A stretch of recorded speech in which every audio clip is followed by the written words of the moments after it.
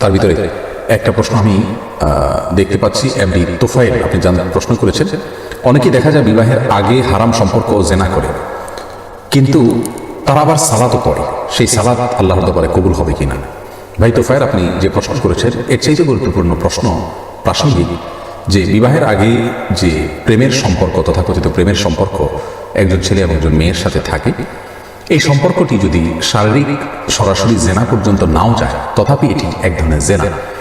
এবং এই হারাম সম্পর্ক, অবৈধ সম্পর্ক যদি কারোর মধ্যে থাকে, একটা শাস্তি তার দুনিয়াতে নিশ্চিত, তাহলে তার দাম্পত্য জীবনে আল্লাহ সুবহানাহু ওয়া তাআলা তাকে শান্তি এবং সুখ দান করবেন না। আর সেই সাথে এই জেনার যে অপরাধ, জেনার যে দায়, এর জন্য জাহান্নামের আযাব তার জন্য অপেক্ষা করবে।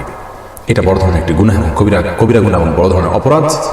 সেই সাথে যদি তিনি জেনা করছেন, অবৈধ সম্পর্ক রাখছেন কোনো মেয়ের সাথে বিবাহ বহির্ভূত, একই সঙ্গে তিনি সালাত আদায় করছেন, এরকম যদি হয়, আমরা আপনার প্রশ্ন উত্তরে বলবো তার সালাত কবুল হবে না, সেটা বলা যাবে না। বরং সালাত একটি স্বতন্ত্র ইবাদত, বরং এই অবস্থায় তার আরো ভালোভাবে সালাত আদায় করা উচিত। কারণ ইন্নাস সালাতা তানহা আনিল ফাহশাই ওয়াল মুনকার, সালাত মানুষকে অশ্লীল এবং অন্যায় কাজ থেকে বিরত রাখে, ফেরত রাখে, বাঁচিয়ে রাখে। যার কারণে সালাতের ব্যাপারে তিনি আরো বেশি মনোযোগী হওয়া দরকার।